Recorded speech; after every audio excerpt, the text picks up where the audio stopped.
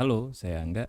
Di sini saya akan memberikan tutorial bagaimana cara menggunakan GeForce Experience untuk melakukan perekaman layar di PC kita. Jadi kita langsung saja ke tutorialnya. Di sini kita langsung buka GeForce Experience ya.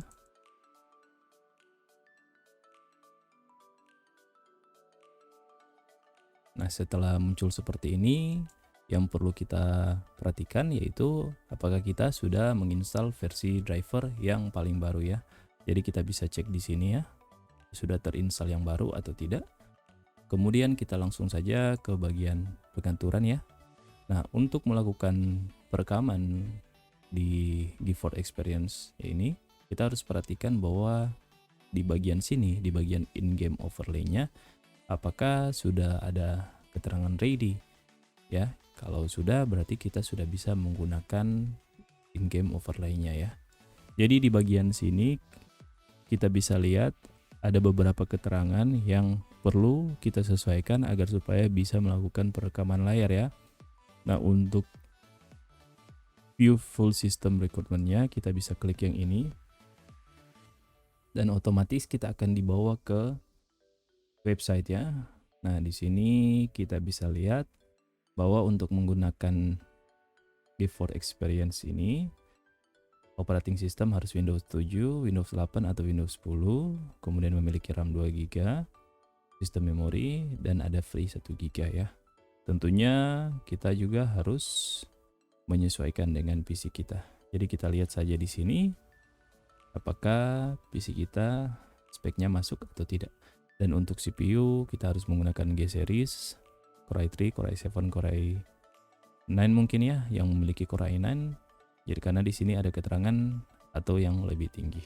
Core Higher menggunakan AMD FX, Ryzen 3 57, Threadripper atau yang lebih tinggi. Dan perlu diingat pasnya untuk menggunakan GeForce Experience ini teman-teman harus memiliki GPU dari Nvidia ya, bukan GPU dari AMD atau RX ya. Jadi seperti itu. Kemudian di sini kita juga bisa baca bahwa untuk share requirement-nya kita harus ada GPU 650 atau lebih tinggi ya. Kita harus punya GTX 650 atau lebih tinggi. Untuk netbook ataupun laptop harus seperti ini ya, GTX 850M, 860M, 950M, 960M series atau yang lebih tinggi. Jadi kita harus sesuaikan ya. Dan ini untuk game stream kita bisa baca seperti inilah requirement-nya yang dibutuhkan ya. Jadi seperti ini requirement yang dibutuhkan kalau untuk game stream, tapi kita tidak akan membahas game stream. Jadi kita akan langsung saja kembali ke bagian GeForce Experience-nya. Nah, di sini teman-teman di bagian ini ya, pastikan ini sudah diaktifkan ya, agar supaya kita bisa untuk melakukan perekaman layar dan menambahkan juga facecam seperti itu. Dan untuk di bagian sini ya, kita buka yang tadi itu. Ini ya, kita akses menggunakan setting. Kita klik setting. Kemudian di bagian sini, di bagian connect biarkan saja. Kita ke bagian yang kedua, HUD layout. Nah, di sini kita bisa menggunakan facecam, jadi kita bisa mengatur ya posisinya di bagian kiri atas ini kah, pojok kiri atas, pojok kanan atas, ya, pojok kanan bawah, ataupun di sini ya. Oke. Kemudian di sini harus tentunya di on ya, ada ukuran size ya. Apakah sedang, kecil atau yang besar. Nah, itu harus kita pilih juga tentunya. Kita langsung back saja. Oke. Oke, selanjutnya kita ke keyboard shortcut. Di sini biarkan secara default saja, kemudian kita back. Nah, di bagian recording kita lihat di sini itu untuk penyimpanan video yang kita rekam ya. Secara default dia akan tersimpan di C, video C. Kemudian kita back saja. Ya, lanjut, ini untuk broadcast live-nya kita back saja ya, karena di sini saya tidak membahas untuk broadcast live-nya. Kita ke highlight. Nah, untuk highlight sini kita akan mengatur ya maksimum disk space yang kita gunakan, tapi karena kita tidak akan melakukannya, kita fix saja. Auto mode and game filter itu tercentang. Kemudian bagian audionya ya, di sini ada pilihan apakah kita mau separate both track atau create single track. Nah, tinggal teman-teman sesuaikan dengan kebutuhan masing-masing tentunya. Kemudian kita back saja. Oh ya, jangan lupa untuk ini ya, bagian audionya itu dipilih mikrofonnya mau gunakan yang mana. Kalau mungkin teman-teman ada beberapa mikrofon, ini wajib untuk dicek ya. Kalau sudah, back.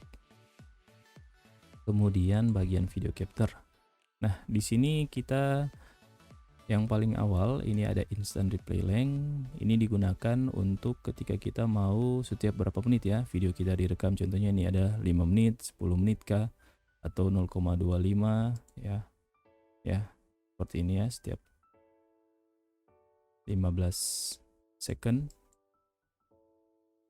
Jadi tinggal teman-teman sesuaikan. Nah, itu jika teman-teman ingin membuat semacam highlight gameplay ya, highlight ya.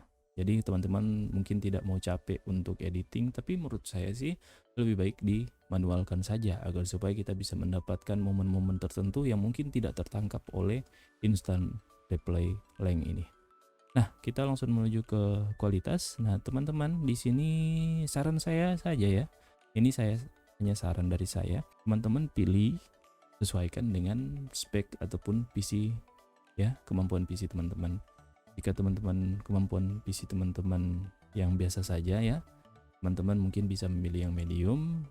Kemudian di sini akan mendapatkan bitrate sekitar 20-an ya. Dan kualitasnya tentu lumayan bagus. Jadi teman-teman sesuaikan saja atau bisa coba ke high. Jadi teman-teman coba saja dulu terlebih dahulu mana ya hasil yang teman-teman inginkan ya.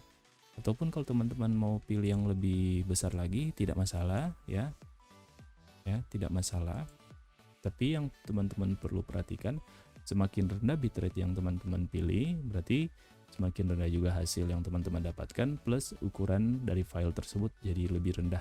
Nah, semakin tinggi bitrate yang teman-teman pilih di sini ya, otomatis semakin bagus gambar yang akan dihasilkan, plus ukurannya akan semakin lebih tinggi lagi tentunya. Oke, kita langsung saja lanjut ya. Kemudian ini notification, tinggal teman-teman sesuaikan saja ya. Jadi yang perlu mungkin yang ini ya, mungkin teman-teman melihat ada semacam keterangan ketika teman-teman membuka game. Nah, ini perlu diaktifkan. Jadi kalau teman-teman merasa terganggu, teman-teman off-kan saja, karena mungkin teman-teman melakukan perekaman dengan aplikasi lain itu bisa mengganggu ya, mungkin bisa mengganggu. Nah, kemudian kita back saja. Nah, jadi untuk mengakses GeForce Experience ini untuk melakukan perekaman layar, kita bisa menggunakan shortcut yaitu Alt dengan Z dan akan muncul pop-up seperti ini ya. Di sini ada instant replay yang tadi yang sudah saya jelaskan, recording, broadcast live ya. Kemudian di sini ada pengaturan untuk mikrofon dan saran saya always on aja ya. Karena akan ribet, mungkin teman-teman sudah record tapi karena tidak menekan shortcut untuk mengaktifkan audio juga akan ribet juga. Jadi pilih saja always on.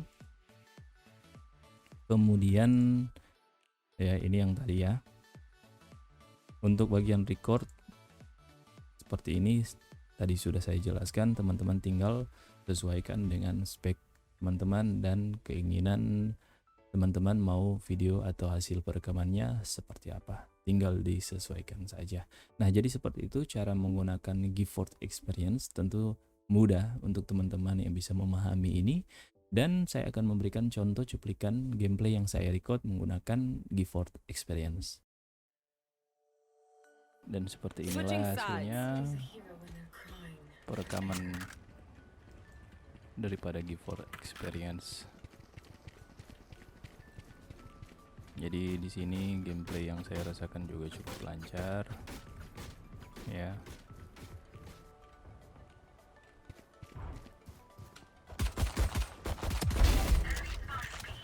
Spike down B.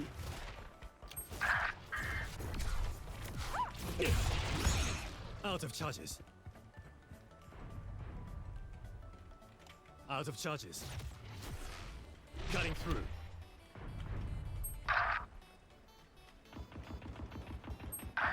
Yeah.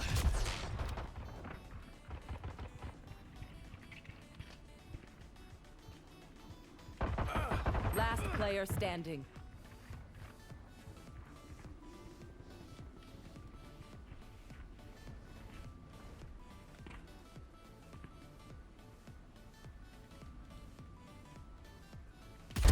Lights out.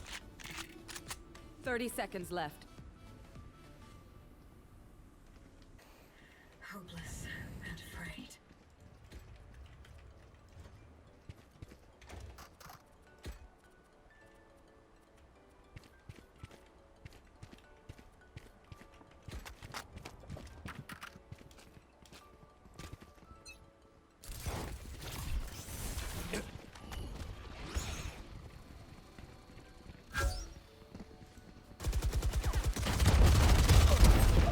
One down. Spike down mid. That's done.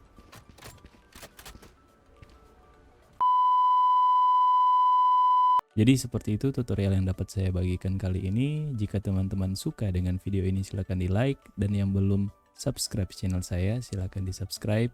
Kemudian jangan lupa nyalakan lonceng agar supaya setiap saya upload video ataupun konten-konten berikutnya teman-teman bisa lebih dulu mengetahui mengenai video dan konten yang saya buat.